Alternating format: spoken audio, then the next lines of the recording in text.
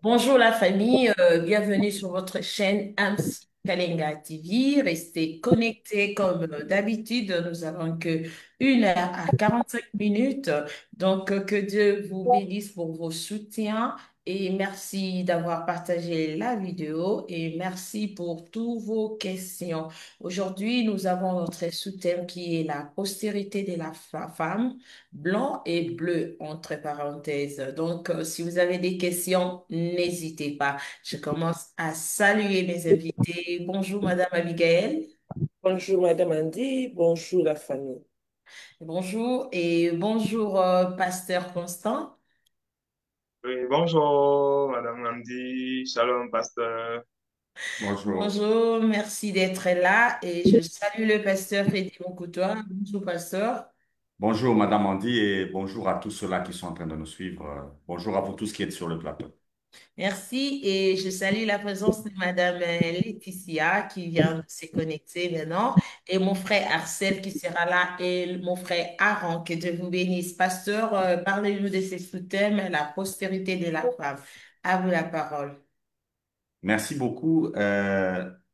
Nous sommes en train de continuer, comme on l'a dit la fois dernière, nous sommes en train de continuer avec les éléments du tabernacle parce que nous sommes en train de parler du sacerdoce.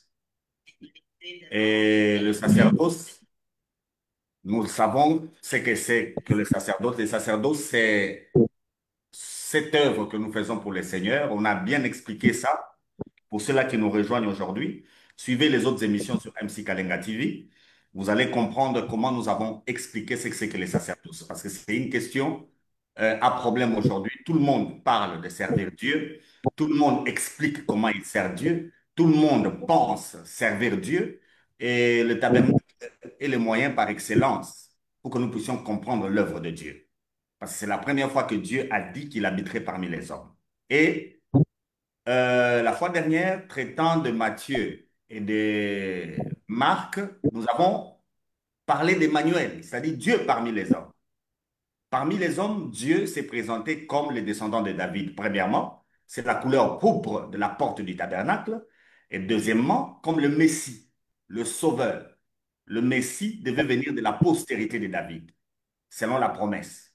Mais aujourd'hui, nous allons prendre un autre angle avec les deux évangiles qui restaient, c'est-à-dire l'évangile de Luc et l'évangile de Jean. Déjà, vous allez comprendre que nous avons deux couleurs qui nous restent sur les quatre couleurs qu'on a présentées. Le rouge cramoisi, le rouge pourpre, le blanc et puis le bleu. Les significations, vous les connaissez. On avait déjà dit que la couleur blanche, c'est la sainteté. Et la couleur blanche présente un homme qui est saint. C'est l'évangile de Luc. On va le voir. Et la couleur bleue, on l'avait déjà dit, c'est l'origine céleste. Et l'origine céleste nous présente Jésus comme Dieu. Et ça, c'est l'évangile de Jean. On va bien étudier ça aujourd'hui. Mais avant qu'on en arrive là, nous avons donné un thème aujourd'hui. Nous avons parlé de la postérité de la femme. La postérité de la femme. Au fait, quand nous traitons de l'évangile, pour répondre à mon bien-aimé Daniel est juste encore une fois aujourd'hui, il avait posé une bonne question il y a deux émissions passées. Il avait dit que l'évangile n'est pas dans les évangiles. C'était ça sa question. Il disait que l'évangile n'est pas dans les évangiles. Au fait, en répondant à cette question, nous avons dit que toute la Bible, c'est l'évangile.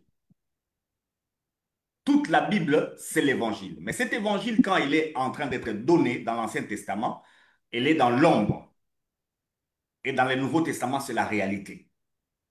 Donc Jésus, dans les évangiles, est en train de vivre et puis de mourir. Parce que l'évangile, c'est l'incarnation du Seigneur, sa mort et sa résurrection. Cela est exprimé dans les quatre évangiles. Dans les quatre évangiles, ce sont des écritures qui nous parlent de la bonne nouvelle. Donc on ne peut pas dire que l'évangile n'est pas dans les évangiles. Non, l'évangile est dans toute la Bible. Et c'est comme ça que aujourd'hui, nous allons toucher à un texte de l'Ancien Testament, un texte très capital, qui est la base de l'Évangile, qui est la base de la bonne nouvelle. Si vous pouvez nous le lire, Madame Abigail ou bien Madame Laetitia, Genèse, le chapitre 3, le verset 15.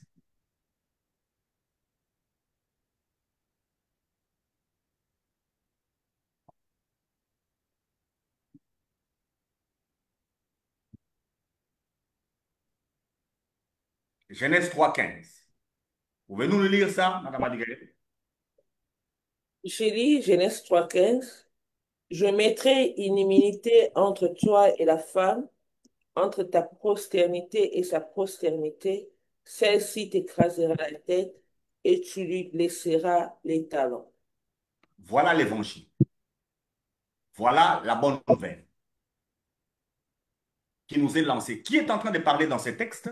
Si vous lisez bien, c'est Dieu. C'est Dieu Dieu. est en train de parler. À qui Dieu parle? Dieu parle au serpent ancien qui est le diable. On ne va pas revenir à ça. On le sait tous que le serpent ancien, c'est le diable. Qu'est-ce que Dieu lui dit? Et à quel moment Dieu lui parle? Dieu lui parle quand il a tenté la femme. La femme a séduit l'homme et les deux ont péché. Maintenant, pendant que Dieu pose des questions, il a commencé à poser la question à l'homme. Tu as mangé? L'homme a dit que c'est la femme. Il pose la question à la femme, pourquoi tu as fait ça? La femme a dit, c'est le serpent qui m'a séduit. Déjà ici, nous devons comprendre une chose quand nous prêchons l'évangile. Adam pense qu'il est séduit par la femme. Adam n'a jamais pensé que c'est le diable qui l'a séduit. Et il y a beaucoup d'hommes aujourd'hui qui pensent que ce qui leur arrive, ce sont les hommes qui leur créent ça, mais ce n'est pas les diables. Mais bien aimé, il ne faut pas dédouaner Satan. Le mal est satanique. Le mal n'est pas humain. Tout mal qui arrive, c'est Satan qui en est la cause. Il ne faut pas se mettre dans la position de Job qui pensait que le malheur qui lui arrivait, c'était Dieu. Adam n'a jamais compris que quand il a mangé, ce n'est pas Ève qui l'avait séduit, c'était le diable. Adam n'a jamais compris ça. Pour Adam, c'était Ève. Dieu merci que nous avons Ève. Quand Dieu pose la question à Ève, pourquoi tu as fait ça? Ève dit, c'est le serpent qui m'a séduite. Alors Ève avait la réalité sur l'action de l'ennemi. Elle savait que c'est l'ennemi qui l'avait séduit. Et Dieu maintenant ne pose pas la question à l'ennemi. Satan, on ne lui pose pas la question par rapport au malheur pour savoir si c'est lui ou ce n'est pas lui. Satan, il est à l'origine du mal. Quand il y a question du mal, le diable, c'est lui l'auteur. C'est comme ça que Jésus-Christ nous dit de lui résister. Quand il vient sous la forme des démons, il nous dit de les chasser. Alors Dieu, parlant à Satan, qu'est-ce qu'il lui dit? Il dit qu'il va mettre inimitié entre lui, Satan, et la femme. Et il ajoute, la postérité de la femme va mordre la tête du serpent, va écraser, pardon, va mordre, va écraser la tête du serpent, et le serpent va mordre les talons. Donc à partir de ce jour-là, une seule information que le diable a, c'est que la femme aura un enfant. Cet enfant-là va finir son œuvre parce qu'une tête écrasée ne peut pas mordre. Donc la femme le serpent est au courant que la femme doit avoir un enfant. Et cet enfant-là, c'est celui-là qui finira la question du diable, la question de son mal, la question du péché. Et toute la Bible maintenant est un livre qui cherche l'enfant qui naît seulement de la femme. Pas de la relation entre la femme et l'homme, mais l'enfant qui va naître seulement de la femme. Et les deux évangiles qui nous restent, ce sont ces évangiles qui traitent d'un enfant qui n'est pas né d'un homme, qui n'est né que d'une femme. Et quand vous comparez les généalogies dans Matthieu et la généalogie dans Luc, vous allez constater qu'il y a une différence. La différence se situe où? Entre les deux enfants de David. Dans Matthieu, Jésus descend de David, donc de Salomon qui était roi. Mais dans Luc, Jésus descend de Nathan, qui est un fils de David, qui n'a aucune histoire.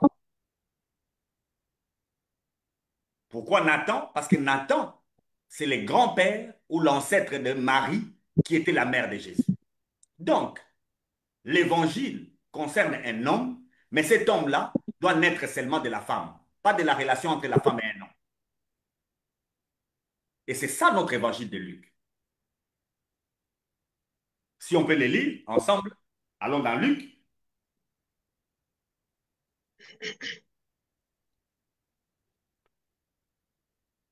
Madame Abigail, c'est vous qui nous faites la lectrice. Je ne sais pas si Madame Laetitia peut aussi le faire. Elle est Dites calme combien? aujourd'hui. Pasteur, dites combien?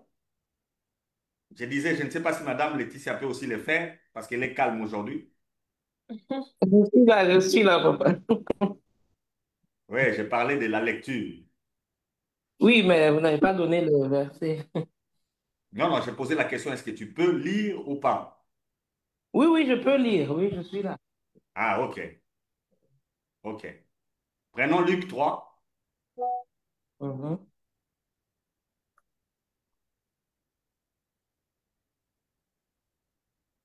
Luc 3, oui. Attendez, je vous donne le verset par où vous commencez. Je suis en train de chercher la généalogie de Jésus. Je l'ai trouvé. On ne peut pas tout lire.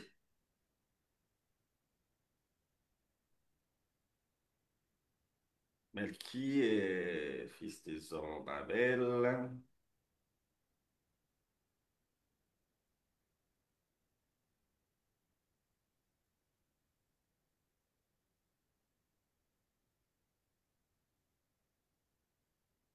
Bon, commencez d'abord au début. Commencez au début de cette généalogie. Je vais comprendre. Verset 23. Je vais chercher ce que je voulais vous donner. Commencez au verset 23. Luc 3, je vais vous arrêter. Ok, Luc 3, 23. Quand il sort, il ne peut pas leur parler. Luc 3, Oui, Luc 3, oui. Oui. 23. Oui. 23. Luc 3, 23. Jésus a environ 30 ans quand il commence à annoncer la bonne nouvelle. On Mhm. pense qu'il est fils de Joseph. On peut s'arrêter Joseph d'abord là, Madame Laetitia. hmm, À quel âge Jésus commence à annoncer la bonne nouvelle? a 30 ans. C'est à 30 ans que Jésus commence à annoncer l'évangile. Avant 30 ans, tout ce que Jésus a fait, il n'annonce pas l'évangile. On doit se comprendre, hein? Parce qu'il y a des gens qui enseignent ce que Jésus a fait avant 30 ans. Quand Mhm. Jésus commence à annoncer la bonne nouvelle, il a 30 ans. C'est en ce moment-là qu'il est passé au baptême de Jean-Baptiste. C'est le seul moment où il a commencé à annoncer l'évangile. On y va. Joseph est fils d'Élie. Élie est fils de Matat. Et j'ai sauté quelque chose, madame. Recommencez. Environ 30 ans. Environ 30 ans, quand il commence à annoncer la bonne nouvelle, on Oui. pense qu'il est fils de Joseph. On pense.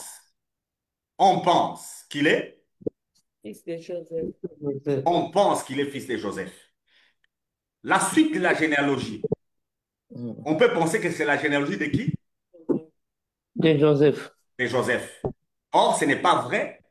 Nous le voyons avec la généalogie qui est dans Matthieu. Il y a une différence. Mhm. La différence se trouve au niveau des enfants de David. C'est comme ça. Si on peut sauter rapidement, Madame Laetitia, Mhm. lisez le verset, parce qu'on ne peut pas tout lire, hein. Mhm. Verset 31. Mhm. Eliakim est fils de Méléa. Méléa est fils de Ména. Ména est fils de Matata. Matata est fils de Nathan. Nathan est fils de David. Vous voyez le fils de David qu'on nous cite? Mhm. Vous avez vu le fils de David qu'on nous cite? Nathan. pour arriver à David, l'enfant qui a donné cette généalogie que nous lisons dans Luc, c'est Nathan, ce n'est pas Salomon. Si vous allez dans Matthieu, vous allez voir que Jésus est fils de David, il est fils de Salomon. Mm. On l'avait déjà lu dans Matthieu. Vous voyez la différence? Ici, dans cette généalogie, Jésus est fils de Nathan, qui est fils de David. Et c'est cette généalogie qui va aller jusqu'à Adam. Verset 38. Mm. Verset 38, lisez, Madame Laetitia. Mm. Kénan est fils de Nos. Et Nos est fils de Seth. Seth est fils d'Adam. Adam est fils de Dieu. Vous voyez ce qu'on cherchait. On cherchait à nous présenter que Jésus est fils de qui? De C'est lui Dieu. qui a écrit. Luc voulait nous présenter que Jésus est fils de Dieu. C'est ça son objectif. Nous sommes maintenant dans la couleur blanche du tabernacle. Cette couleur nous présente un homme, mais un homme qui est saint. Je peux m'arrêter là, on peut partager. Merci beaucoup, Pasteur Freddy. Et comme d'habitude, je vous laisse la parole. Madame Abigail, vous avez une question? Si je n'ai pas de questions, je ne vois même pas où entrer.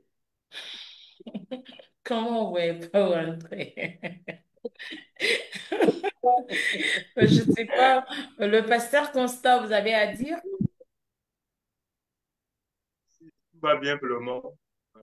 Je suis très bien tout ce qui se passe. Merci à l'homme de Dieu pour son interprétation. Donc, c'est bon. Mon frère Arcel, Oui, j'ai une petite question. C'est juste une petite parenthèse. Si le chiffre peut m'expliciter, quand est-ce qu'on peut chasser les diables et quand est-ce qu'on peut lui résister? Si vous aviez parlé de ça, mais je n'ai pas bien retenu. Ah, ok. Au fait, la bonne nouvelle de l'évangile, c'est que la femme a un enfant et cet enfant-là écrase la tête du serpent. La source du mal, c'est le serpent ancien qui est le diable. Par rapport au diable, on dit qu'il faut lui résister. Mais je dis, s'il vient par les démons, qu'est-ce qu'il faut faire? Il faut chasser. On chasse les démons, on résiste au diable. Si vous rencontrez le diable, vous lui résistez. Mais si vous rencontrez un démon, vous le chassez. comment savoir c'est les diables et c'est les démons? Ce sont des anges. Ce ne sont que des anges. Là, maintenant, il faut aller dans une autre doctrine qui est totalement ignorée des gens. Le diable, c'est lui qui était Lucifer.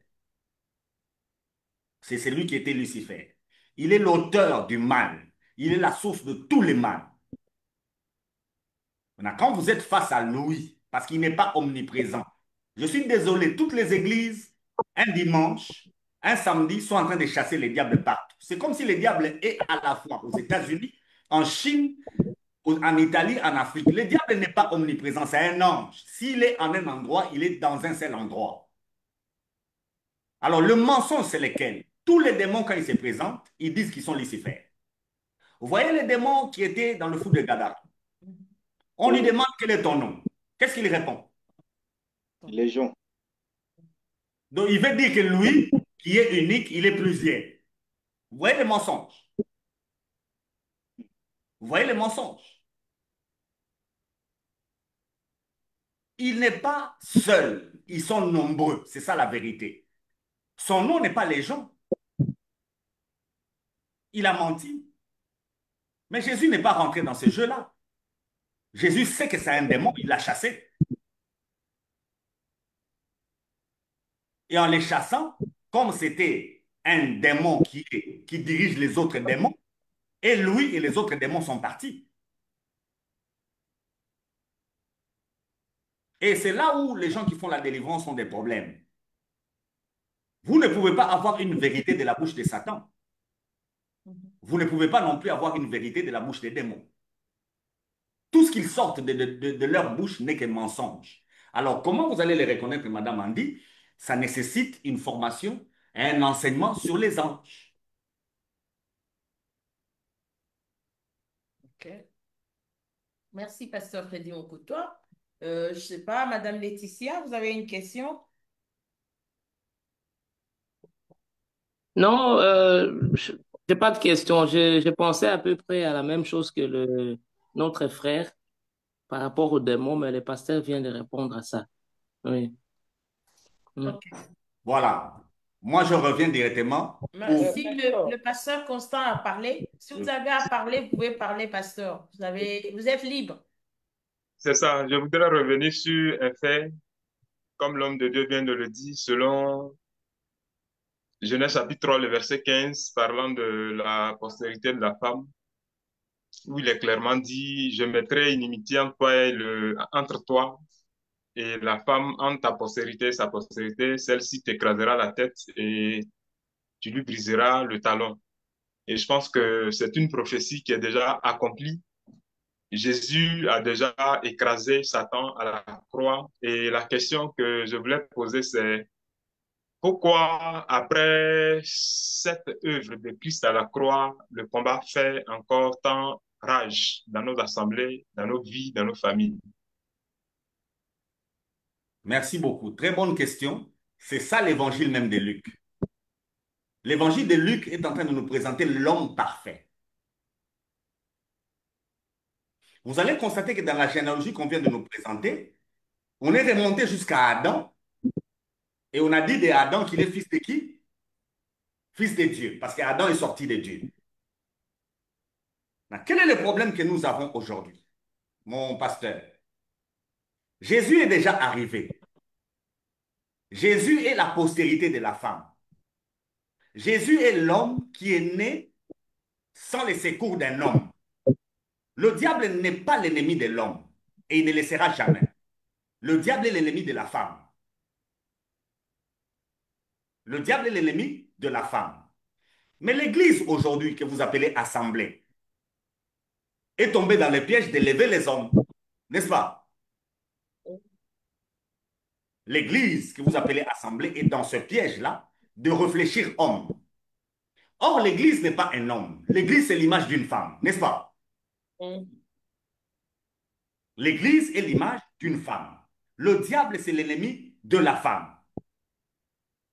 Et si vous lisez votre Bible, vous allez comprendre que la révélation biblique qui a évolué, premièrement, le diable s'est attaqué à Ève, qui était une femme, et après, le diable s'est attaqué à Israël, qui était l'épouse de Dieu dans l'ancienne alliance, n'est-ce pas? Et aujourd'hui, le diable s'attaque à l'Église qui est l'épouse, image de Christ. Maintenant, dans cette lutte, dans ce combat, avec Ève, il pouvait gagner. Avec Israël, il pouvait aussi gagner. Nous les verrons dans notre étude du tabernacle. Toutes ces étapes seront vues. Mais avec l'Église, il ne peut pas gagner. Pourquoi? Parce que à l'Église, Christ a déjà vaincu. Amen. Christ a recréé un nouvel homme. Le Fils de Dieu aujourd'hui, c'est un mystère. Le Fils de Dieu aujourd'hui, c'est Jésus, la tête de l'Église qui est son corps. Ça fait une seule personne. Alors, si les combats continuent, mon bien-aimé pasteur Constant, c'est à cause de l'ignorance et de l'enseignement mauvais qui est placé à l'Église. On parle à l'Église comme si on parlait à Israël. Israël est l'épouse de Dieu, mais l'épouse de Dieu dans l'ancienne alliance. Israël pouvait mener des combats et perdre certains combats, mais pas l'Église.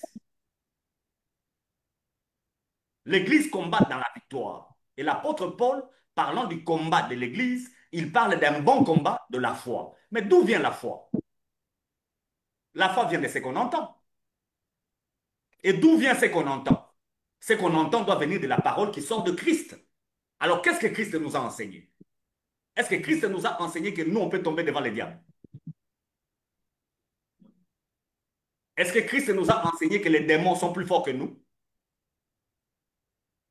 Alors, qu'est-ce qu'on enseigne à l'Église? À l'Église, on enseigne qu'on a des démons géants. À l'église, on enseigne que le diable a changé de stratégie, il est devenu très fort. Non, l'église a déjà vaincu.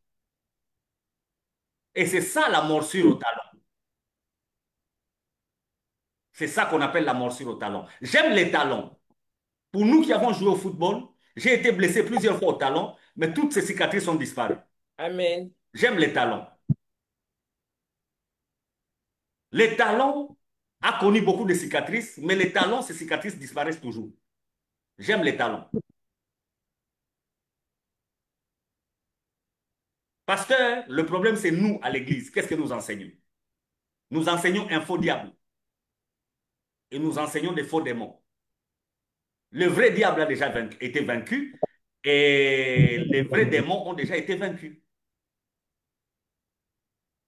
Ceux qui sont en train de nous vaincre aujourd'hui à l'église, ce ne sont pas des vrais.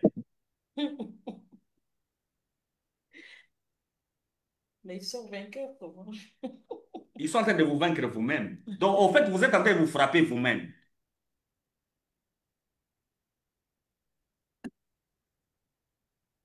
Il y a une maladie qu'on appelle, j'ai oublié le mot, ça doit être l'ataxie. C'est-à-dire, l'homme arrive à un point où il ne contrôle plus les mouvements de ses mains. La main tape sans que le cerveau donne. C'est ça la maladie actuelle de l'Église. L'Église est en train de se frapper. Et c'est là où l'ennemi est en train de jouer. Comme il est menteur, il gère le mensonge à l'Église. L'Église est devenue euh, la colonne. Je parle de l'Église locale, pas de l'Église de Dieu. L'Église de Dieu est la colonne de la vérité. L'Église locale est devenue la colonne du mensonge. Et c'est pourquoi nous avons tous ces combats, mon pasteur. Pasteur, vous êtes là? Si, si, si, si, si, je suis là. Si vous avez aussi des questions, vous pouvez continuer, hein. On est en débat. Si vous avez à dire, vous avez toujours la parole. Ok, ok. Merci bien, pasteur. Et une autre question est par rapport au... Je pense que tout ce que nous sommes en train de dire concerne un conflit spirituel et jusqu'à quand et comment demeurer vainqueur dans ce conflit spirituel dans lequel nous sommes engagés. Euh, Jusqu'à ce que nous allons prêcher l'évangile, jusqu'à ce que nous allons enseigner et faire des disciples. Revenons à notre mission, ces conflits disparaissent. Mais le temps que nous vivons, c'est les derniers temps de l'Église, c'est l'apostasie, l'abandon de la foi. Ça, c'est normal, on ne peut pas empêcher ça.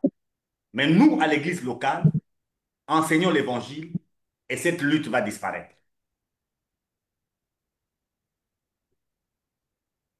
Amen.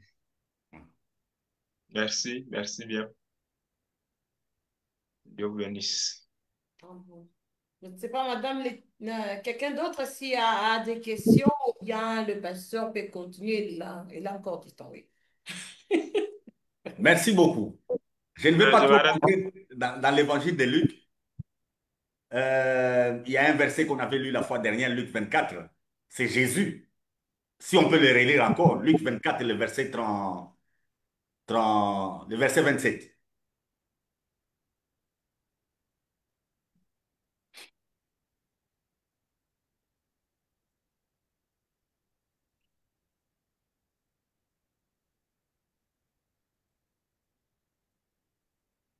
Qui nous lit? Madame Laetitia?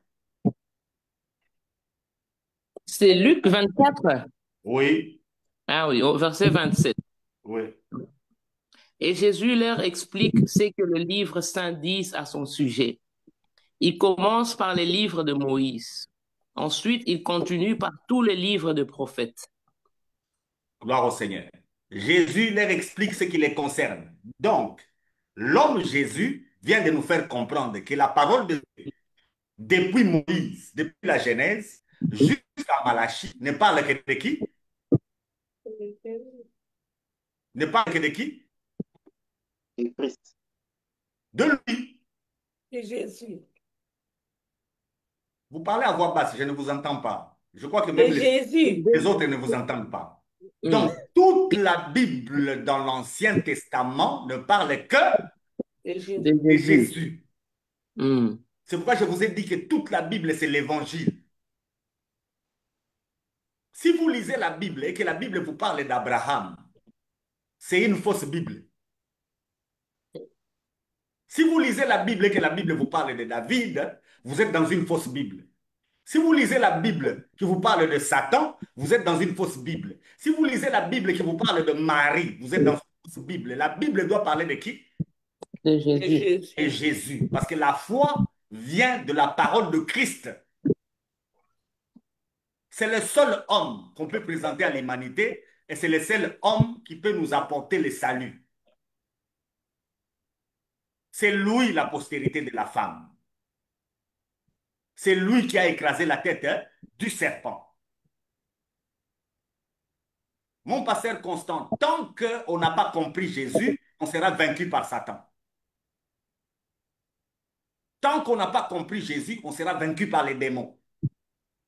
Et le travail du pasteur, le travail du chrétien, le travail du maître, c'est de former Christ dans la vie de ceux qui sont devant lui.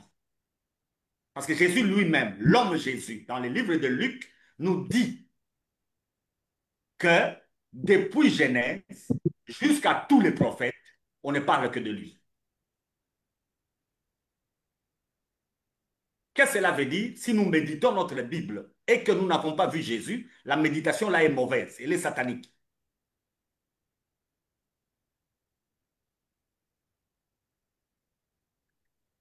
Le seul homme qui n'est pas né de la relation entre un homme et une femme, c'est Jésus. Et Jésus. C'est lui la postérité de la femme. Il n'y a que lui qui peut régler le problème du péché. Il n'y a que lui qui peut régler le problème que vous avez. Il n'y a que lui. Et lui-même nous précise que les Écritures ne parlent que de lui. Alors l'Église est dans une erreur parce que l'Église veut nous dire à nous de commencer à imiter David. Alors si vous imitez David, vous finirez comme lui. L'Église nous enseigne à imiter Abraham. Si vous imitez Abraham, vous finirez comme lui.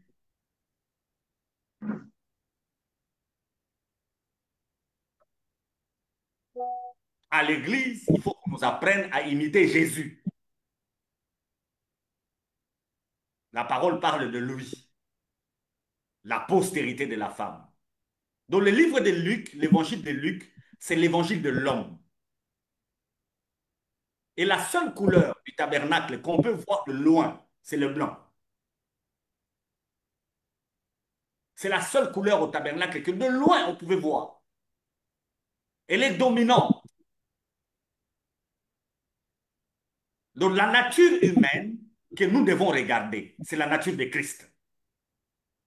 C'est dangereux. Aujourd'hui, l'Église est en difficulté. Il y a des gens qui quittent les églises locales à cause de leurs pasteurs qui ont failli. Donc, si votre modèle, c'est seulement le pasteur et ce n'est pas Christ, Paul a dit, soyez mes imitateurs comme moi je le suis, de Christ. Si votre modèle a failli, le modèle Jésus ne faillira jamais. Amen. Le modèle Jésus ne va pas faillir. Donc, vous n'avez pas raison de reculer, vous n'avez pas raison d'abandonner, vous n'avez pas besoin de ne pas servir. Parce que Christ n'a jamais failli.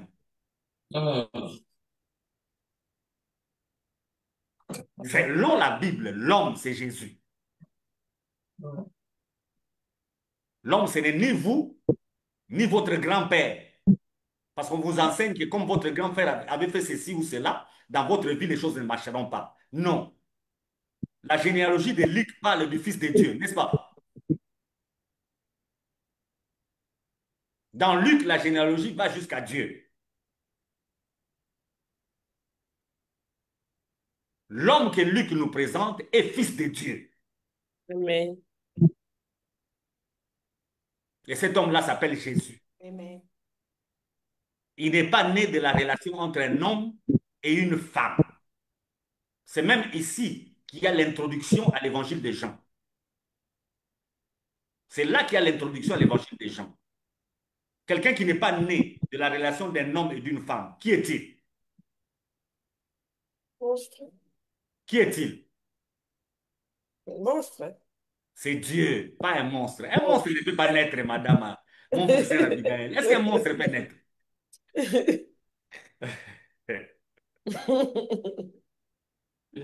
Un monstre ne peut pas naître. Un monstre n'a aucun pouvoir. Il n'y a que Dieu lui-même. Il n'y a que Dieu lui-même. C'est comme ça que la couleur bleue nous présente l'origine céleste. La postérité de la femme, qui ne peut pas naître d'un homme, cette postérité-là ne peut sortir que de Dieu lui-même. Amen. C'est ça la couleur bleue. Et vous allez voir qu'à la porte, c'est la couleur bleue qui apparaît en plus. Au tabernacle, c'est la couleur blanche, mais à la porte, c'est la couleur bleue qui apparaît en plus. C'est très important que nous puissions retenir ces choses-là. Mais pasteur, j'ai Oui? suivi, bon, je sais que non, je n'étais pas là dans dans d'autres émissions qu'on a fait, mais vous avez dit que non, dans les quatre couleurs, il y avait des couleurs qui étaient dominantes, plus dominantes que les autres. Il y avait le pourpre et le cramoisi. Non, non, il y avait pourpre et bleu. Et pasteur, moi j'ai suivi, vous avez dit, c'est que vous avez fait, vous avez dit pourpre et les cramoisis qui étaient dominants. C'était plus bleu et la couleur blanche. Non, non, non, c'était, vous allez voir même, Madame Andy, cherche-nous un peu l'image. Vous allez voir l'image. Vous allez voir l'image, même ça. Vous pouvez nous donner même ça. Donnez-nous même ça, vous allez voir, c'est pas un Bien sûr, problème. mais là, dans cette émission, vous avez dit ça. Et ma question, je voulais poser pourquoi les deux autres, c'était plus dominant que les deux autres. C'est ce que je suis en train de répondre maintenant. Observez maintenant la porte. L'image est là. Observez la porte. Vous voyez que c'est la couleur bleue qui domine et la couleur pourpre. Ce sont les deux couleurs qui apparaissent. J'avais expliqué pour vous dire pourquoi on a commencé par Matthieu. Matthieu n'est pas le premier qui a écrit. C'est Marc qui avait écrit en premier. Yeah. Et pourquoi on a commencé par Matthieu? C'est à cause de la position à la porte de la couleur pourpre. Mais on termine avec la couleur bleue qui est la plus dominante à la porte. C'est la couleur bleue qui est la plus dominante. Donc, au tabernacle de loin, les couleurs qui sont les plus visibles, c'est la couleur blanche, parce que ça constitue toute la clôture du tabernacle, et la couleur bleue qui est plus apparente à la porte. Et ce sont les deux derniers évangiles qu'on a placés parmi les quatre évangiles. L'évangile de Luc, la couleur blanche, la sainteté, l'homme saint, le modèle de toute l'humanité, c'est Jésus. C'est lui l'homme saint. Et cet homme saint est d'origine céleste. C'est pourquoi le bleu domine à la porte. Et c'est ça l'évangile de Jean.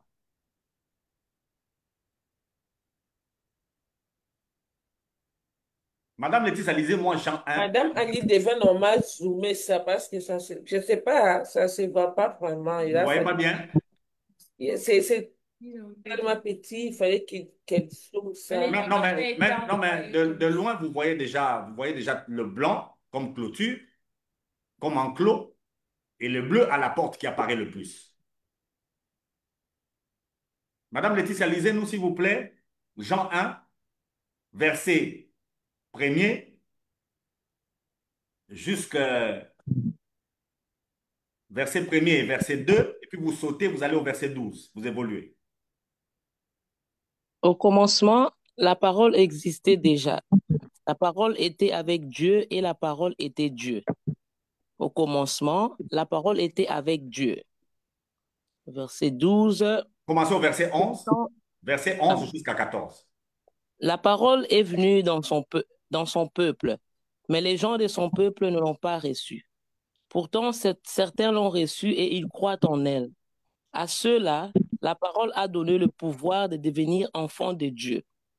Et ils sont devenus enfants de Dieu en naissant non par la volonté d'un homme et d'une femme, mais de Dieu. La parole est devenue un homme et il a habité parmi nous. Nous avons vu sa gloire. Cette gloire, il la reçoit du Père. C'est la gloire du Fils unique, plein d'amour et de vérité. Gloire au Seigneur. Vous voyez l'évangile des gens? L'évangile des gens nous présente un homme sans généalogie. Mais il l'appelle qui? La Il parole. l'appelle la parole. Parole. Et cette parole-là est devenue un homme. Cette parole elle-même s'est incarnée. C'est comme ça que Jésus est né dans le ventre de Marie. Le Saint-Esprit l'a fait à l'intérieur du ventre. La parole s'est incarnée. Et Jean nous dit que cette parole est venue chez les siens. Il s'agit des Israélites, où il est né. Parce que le Messie devait venir de la femme. Je vous ai dit que la femme, c'est Ève d'abord, et puis c'est Israël, et puis c'est l'Église. Israël nous a donné Jésus physiquement. Il est né comme Israélite. Il est venu chez les siens et ils ne l'ont pas accepté. Maintenant, l'Église aujourd'hui, qui est constituée de tous les peuples, l'Église l'a accepté. Maintenant, tous ceux qui acceptent Jésus, comme Louis, ils naissent d'une nouvelle nature. Cette nature-là n'est plus la nature qui vient d'un père ou d'une mère. Ils deviennent enfants de Dieu. Vous comprenez? C'est ça l'évangile de Jean. Et l'étude du tabernacle, c'est Jean qui nous présente bien. C'est Jean qui nous présente bien les tabernacles. Si vous voulez comprendre l'évangile de Jean, il faut aller étudier les tabernacles. Au tabernacle, le travail du tabernacle est celui qui se faisait le jour qu'on appelle le jour des expiations. Je vous renvoie dans Lévitique, ça on ne va pas lire, parce qu'ici c'est la télé, on va nous parler du temps. Mais je vous renvoie quand même dans Lévitique. Vous pouvez lire Lévitique 6, Lévitique 16. Vous allez voir le jour des expiations. Quel est le travail qui se faisait? Les souverains sacrificateurs entraient une seule fois dans le lieu très saint. Ce jour-là, le travail ne commençait pas à l'extérieur. Le travail commençait à l'intérieur, dans le lieu très saint. C'est ce que Jean nous présente. Il nous présente Jésus qui sort du ciel, qui est en train de venir dans le monde jusqu'à porter la chair, jusqu'à ce qu'il va sortir au parvis et il va aller mourir. Et c'est le travail qui se faisait au tabernacle. Les souverains sacrificateurs commençaient dans le lieu très saint, ils sortaient au lieu saint, ils sortaient dehors au parvis et ils allaient à l'autel d'Holocauste pour offrir. Première chose, ils prenaient d'abord le sang. Il commence dans le lieu très saint, il ressort dans le lieu saint, il vient au parvis et il prend l'animal, il offre. Et après, il sort par la porte, tous ceux qui étaient dehors acclament et le pardon est accordé. Voilà ce que Jésus a fait dans l'évangile de Jean. C'est comme ça que Jean nous présente son évangile.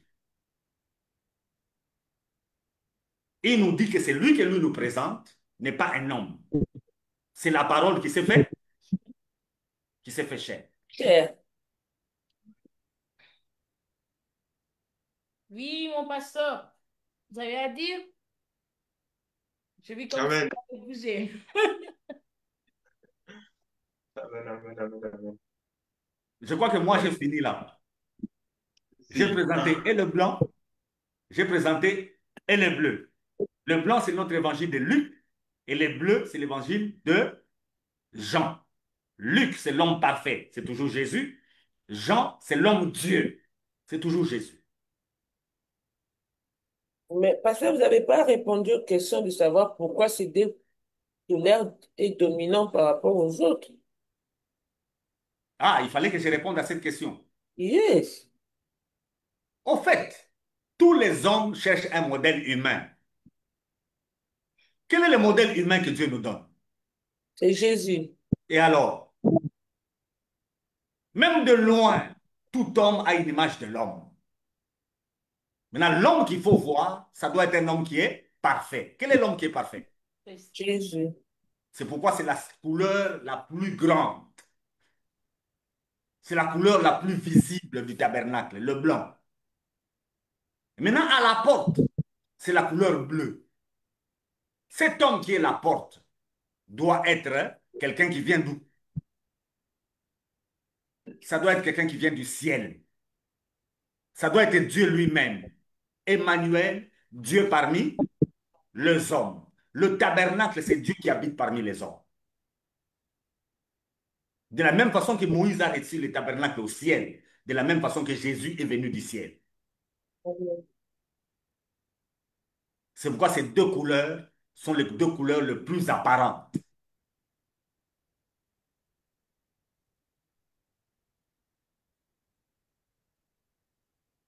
Mais il n'y a pas une couleur moindre. Marc a peu écrit parce que Marc voulait nous présenter le Messie. C'est lui qui règle nos problèmes. C'est lui qui meurt, qui verse son sang pour nous. Il n'avait pas besoin de nous expliquer il est né comment, il a grandi comment. Ce n'est pas l'idée de Marc. L'idée de Marc, c'est nous dire voici l'homme qui règle nos problèmes. Voici l'agneau. C'est lui l'agneau. Et Matthieu devait nous présenter le roi, fils de David, promis à Israël. Donc, il n'y a pas une couleur moindre. Mais de loin, déjà, au tabernacle, on voit le blanc. Donc, de loin, tout homme voit l'homme.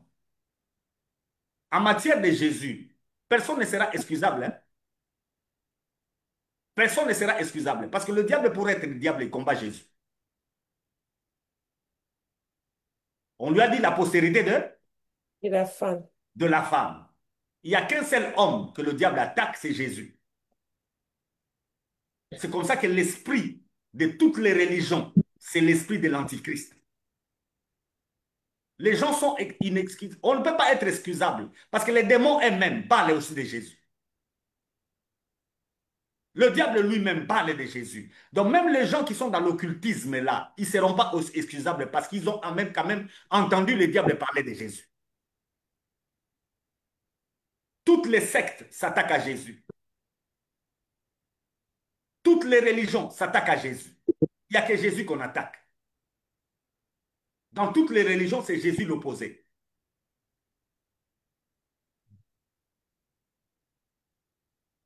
Donc l'homme, par excellence, l'homme parfait, il n'y a que lui. Et toute la science s'attaque à qui?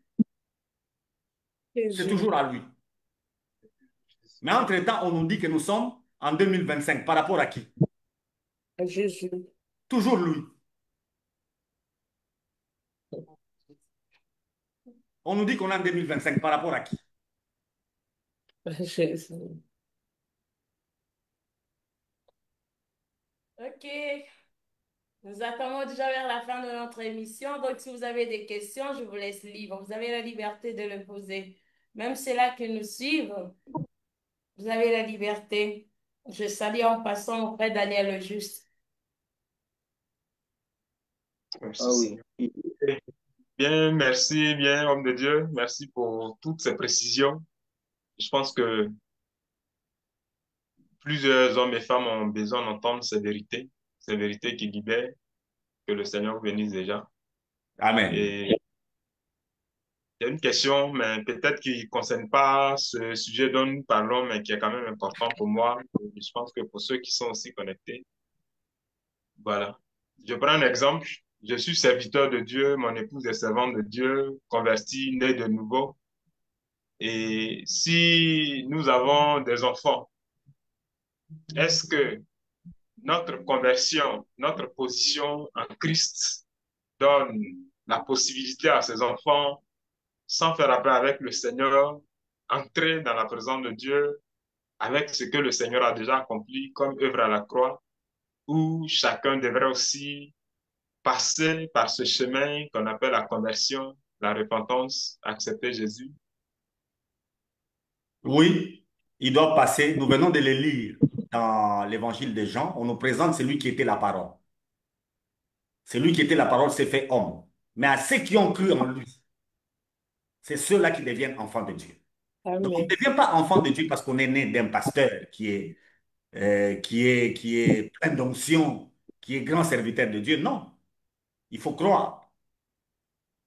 L'enfant du serviteur de Dieu n'est pas automatiquement sauvé. Lui aussi doit recevoir l'évangile. Le Amen. serviteur de Dieu, prêchez l'évangile à vos enfants. Il doit recevoir l'évangile. Et ça doit être clair, ça doit être l'évangile, pas autre chose. Ne lui parlez pas du mensonge, ne lui parlez pas d'Abraham, ne lui parlez pas d'Isaac pour que lui suive Isaac et qu'il dise qu'il est converti. On n'est pas converti en imitant Jacob. On n'est pas converti en imitant Jean-Baptiste. On est converti en imitant Jésus. Et c'est ça l'évangile.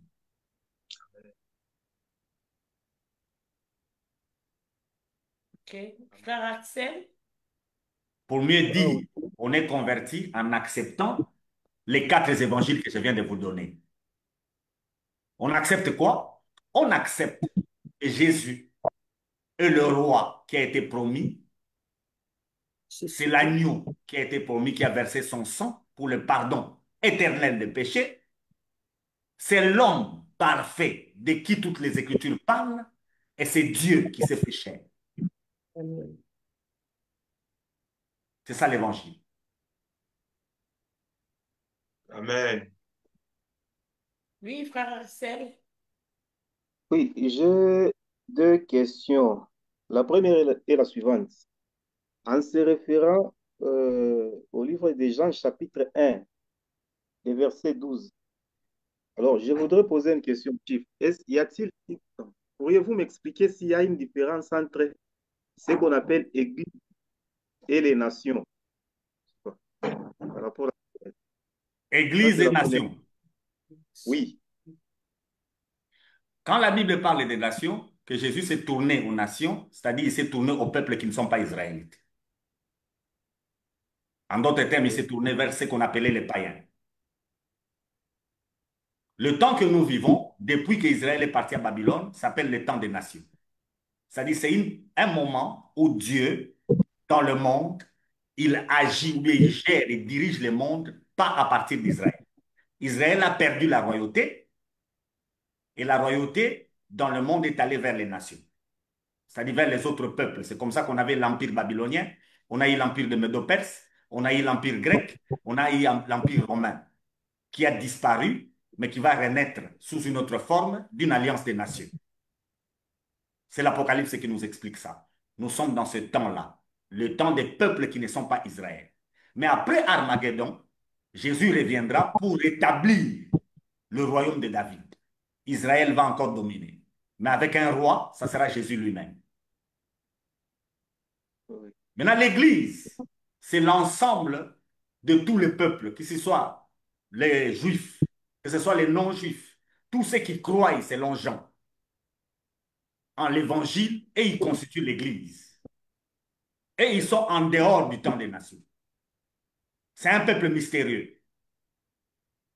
Qui sont Et ce peuple-là, c'est l'Église. C'est l'ensemble de tous ceux-là qui croient.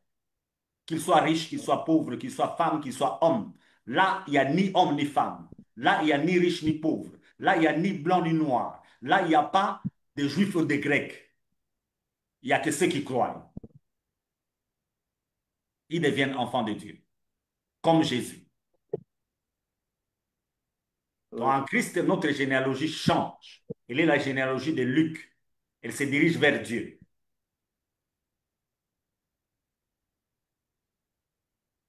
Et nous Ah oui. devenons aussi des hommes parfaits, comme lui est parfait. Votre deuxième question? Il a posé les Ah deux. oui. Non. Non, Ah, non. c'est une, Il hein? reste une c'est juste une petite question. Il y a longtemps, c'était dans une conférence que vous avez animée en présentiel à Lubumbashi. Vous aviez brossé sur l'évangile des gens. Je pense que c'est l'évangile, si pas l'évangile des, je suppose que c'était sur l'évangile des gens, où vous nous aviez dit combien le premier chapitre était, apparemment, c'était une chanson mondaine que Jean avait récupérée pour introduire avec son évangile. Je ne sais pas, j'ai pu chercher dans des ouvrages, mais jusque-là, une fois là, j'ai partagé même avec certains amis. Bon, fort malheureusement, je n'avais aucune référence je ne sais pas si vous pouvez m'expliciter sur ça. Parce Oui, c'était qu'en une chanson en- populaire de l'époque. Ce n'est pas que Jean a reçu une révélation pour dire que le logos était au commencement. On est dans une période de la philosophie où la philosophie dominait. Et à cette époque-là, le logos était relevé, c'est-à-dire la parole. Et Jean a pris cette chanson mondaine-là, il a introduit, et c'est ça le passage de Jean 1, Ok. le premier verset là. Au commencement était la parole était avec Dieu et la parole était Dieu. C'était une philosophie de l'époque. Mais Donc, inspiré. c'était une philosophie Non, non. inspirée. Et pasteur, comment Ah, c'était? en fait, c'est quoi l'inspiration? Inspiré les dieux. Attendez, c'est quoi l'inspiration? Je vous donne un exemple simple. Abraham, il est devant Melchisedec. Qu'est-ce qu'il fait? Il lui Il lui amène donne la vie. quoi, des Il lui donne le sacrifices. 1/10 de ce qu'il a. Est-ce que c'est Dieu qui a dit? Non, Moïse donne la loi. Dans la loi, il dit il faut payer la dîme. Il a rendu spirituel quelque chose qui n'était pas spirituel, n'est-ce pas? il y a. Quelque chose qui était une tradition pour Abraham, Moïse Mhm, en a fait une loi, mais la loi mhm. de Dieu. Maintenant, la Bible que vous avez entre vos mains, l'inspiration de Dieu, ne venait pas seulement que Dieu parle directement, non. Il y a des choses où on observait. Luc, par exemple, l'évangile de Luc, c'est quoi? C'est l'homme. Non, il demande, il pose des questions. Il pose des questions. Tu étais là? Qu'est-ce qui s'était passé? Il écrit ce qu'on lui dit. Ah, Toujours dans l'inspiration. Non, lui, il agit en posant des questions sur des choses que les gens ont vues et il écrit. non. Mais quand il écrit, c'est poussé par qui? Le Saint- À l'esprit. Par le Saint-Esprit. Pasteur, vous voulez dire, malgré que Abraham avait donné la dîme que Dieu lui avait pas dit, mais il était inspiré par Dieu. Non, lui n'était pas inspiré. C'est Moïse qui a été inspiré. Mais pourquoi Dieu a accepté quelque chose qui ne venait pas de lui?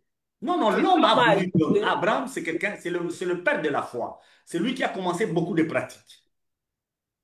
Et ces pratiques-là, Moïse les a récupérées, en a fait la parole de Dieu.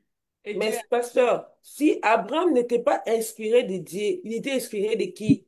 Non, lui-même, lui, c'est venu de lui-même. il n'y a que deux. Si Ouais. ce n'est pas de Dieu, C'est le diable. S'il n'y a pas de Dieu, c'est le donc il faut diable. préciser si c'est le diable ou c'est lui-même. Eh ben, c'est Hein? pourquoi la loi, dans toute sa totalité, Jésus l'a accomplie, n'est-ce pas? C'est pourquoi aujourd'hui, la circoncision n'est plus là. C'est pourquoi aujourd'hui, tout ce que la loi dit n'a plus de valeur. Par Parce là, que Jésus a tout on vient accompli. maintenant Parce au que la point de loi a donné départ. la force à qui? Le diable. Au diable. C'est quoi, parlant de la loi, Dieu dit c'est Moïse, n'est-ce pas? Dieu dit c'est Moïse. Il a lavé lui aussi les mains. Mais la loi est bonne parce que Dieu a laissé ça pour quoi? Pour que l'homme comprenne sa nature. Dieu ne sera jamais l'auteur du mal. Mais l'arbre de la connaissance du bien et du mal faisait connaître qui est le diable, n'est-ce pas? N'est-ce pas? Le diable est le Dieu n'est pas l'auteur du mal, mais l'arbre de la connaissance du bien et du mal fait connaître qui? Expliquez-vous. L'homme ou Dieu? Non, le diable. Mais pasteur, Parce qu'au l'arbre de jardin, la connaissance au du bien et du jardin, mal, c'est Dieu qui l'avait Adam n'avait pas implanté, la non? conscience du diable. Adam ne savait pas que le diable existe. Yeah. Or, le diable était là au jardin. C'est Ève qui a découvert qu'il y a le diable ici. C'est lui qui nous séduit. Pour Adam, c'est qui? C'est la femme. Non, c'est Dieu. Il dit ceci. La Oui. femme que, A donné. la femme que tu m'as donnée, donc c'est toi qui es à l'origine. Tu m'as donné une femme. Vous Et la femme a compliquez fait un quoi? peu les choses, ça commence à mélanger un peu là-dedans. Vous, bientôt là, vous avez dit Adam, Adam pour lui savait que Satan ne lui avait pas trahi, bon, Oui, tenté, c'était la femme. oui. Donc, pour Adam, tout ce qui s'est passé, c'est la femme que Dieu lui a donnée. Non, il faut écouter maintenant, écouter Adam très bien. Il dit Yeah. à Dieu, la femme que toi tu m'as donnée. En fait, il accuse. Yeah. C'est ça ce que dit la femme que Dieu lui a donnée. Il accuse qui? Dieu. Il accuse indirectement Dieu. C'est Dieu qui l'accuse. C'est la position de Job. C'est la même position de Job. L'homme de l'ancienne alliance ne comprenait pas très bien ce que le diable fait. L'homme de l'ancienne alliance mettait certaines choses que le diable fait sur la tête de Dieu. L'homme de l'ancienne alliance disait que Dieu est l'auteur du mal. Ah, Dieu peut donner et le bien et le mal. Mais nous, avec l'évangile, nous avons compris. L'évangile nous a ouvert les yeux. On sait qui est le diable. Yeah. Les rideaux de la temple ont été déchirés et nos yeux sont ouverts. Et nous pouvons Maintenant, je comprendre. reviens à ce que mon frère vous était en train de dire. Vous voulez aller ailleurs. L'inspiration des Écritures. Ce que vous voyez qui est écrit, ce n'est pas seulement que Dieu dit. Il y a des choses où on a lu un livre. Par exemple, les livres de rois. Tout ce que vous voyez là, on a consulté les annales de certains rois et de certains prophètes comme Gad et consorts. On a consulté pour écrire les livres de rois, pour écrire les livres de chroniques, pour écrire les livres de Samuel. Mhm. Quand vous allez dans Esdras, dans Néhémie et dans Esther, on consulte même des documents des Babyloniens.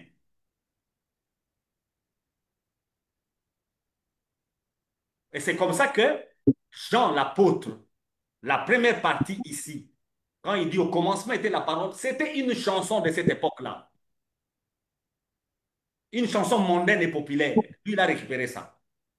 Aujourd'hui, dans le De jour, quelle époque, pasteur? déclare La directement nôtre, l'époque pasteur. des anciennes Non, alliances. le pasteur peut recevoir une inspiration à partir d'une chanson mondaine, ça peut passer. C'est qu'il Mais est. pasteur, c'est pas un Il verset a biblique au l'habitude de commencement. C'est l'écouter. pas un verset Écoutez, biblique. écoutez Paul, écoutez l'apôtre Paul. Il dit, vous les Crétois, vous êtes perdus. L'un d'eux dit, Crétois, il prend une chanson mondaine. Paul aussi a écrit. C'est inspiré par le Saint-Esprit.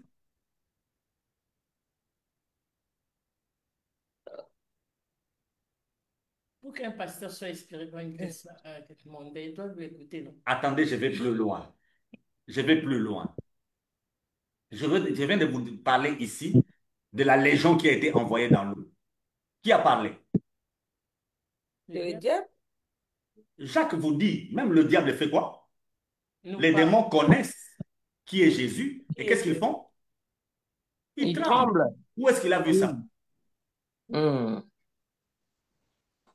Allez.